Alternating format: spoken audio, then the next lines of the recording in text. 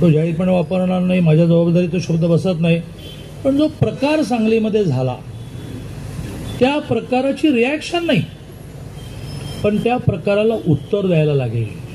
आणि म्हणून 1 तारखेला संध्याकाळी 5:30ला आतापासून डायऱ्यांमध्ये नोट करा की 1 तारखेला संध्याकाळी 5:30 वाजता रात्रीपर्यंत ठिकाण ठरेल जातीयता, म्हणजे त्याला म्हणतात की जातीच्या आधारे राजकारण आणि विकृत मनस्थितीचा रावण जाळण्याचा कार्यक्रम आपण करणार आहोत.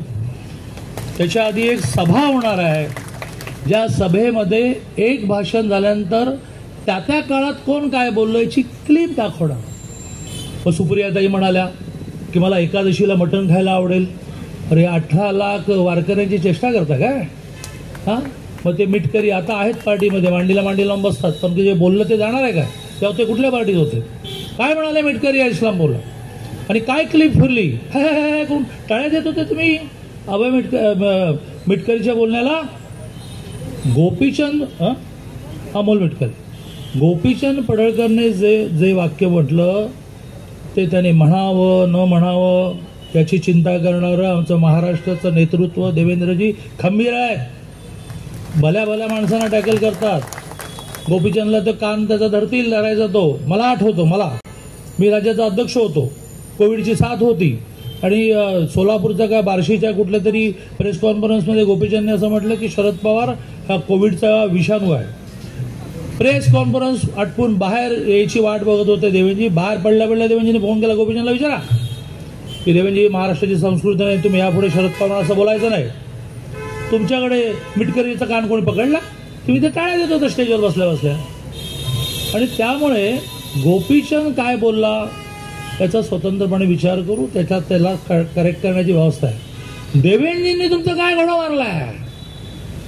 आरक्षण दिलं मराठा समाजाला, हे देवेंद्रजींची चूक झाली. धनगर समाजाला आदिवासींचे सगळे सवलती दिल्या, ही देवेंद्रजींची चूक झाली. 22,000 गावांना जलयुक्त शिवाराच्या माध्यमातून पाणी दिलं, ही देवेंद्रजींची चूक झाली. अटल सेतूसारखे ब्रिज निर्माण केले, पुण्यात मुंबईत नागपूरमध्ये मेट्रो निर्माण केलं, ही देवेंद्रजींची चूक झाली. शेतमालाला भाव दिला, ही देवेंद्रजींची चूक झाली. काय तुमचा घोडा मारलाय?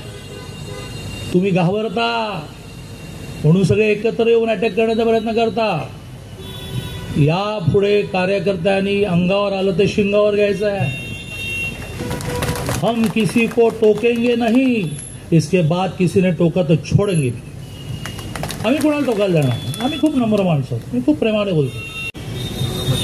मी त्या 1 तारखेच्या सभेला इशारा सभा असं नाव देणार आहे. इशारा देऊ इच्छितो हे देवेंद्रजी स्वस्त आहेत तोपर्यंत स्वस्त आहेत.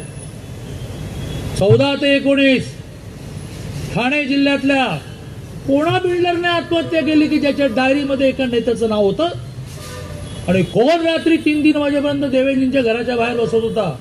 रात्रीची एखादी फाईल क्लिअर करून घेताना मी हाक करतो, का ते काय करणार ते जरा देवेंद्रजींकडे आलं. कोण बिल्डर? डायरी सेव आहे, डायरी नष्ट झालेली नाही. कोण बिल्डर? कोणाची आत्महत्या? कोणाचं नाव? कोणाची अटक व्हायची होती? कोण देवेंद्रजींच्या घरात येत होतं आणि या चौकात येऊन 4 माणसं समोर दिसल्यानंतर भाषण करता? गोपीचंदचं काय करतं? आम्ही बघू, आम्ही समर्थ आहोत, पण तुम्ही वाटेल ते बोललेलं ते आम्ही सहन करणार नाही. आणि म्हणून एक संधी मला सम्राटने दिली, 1 तारखेच्या सभेचं बिगुल फुंकण्याची. मोठ्या संख्येने उपस्थित राहा. सभा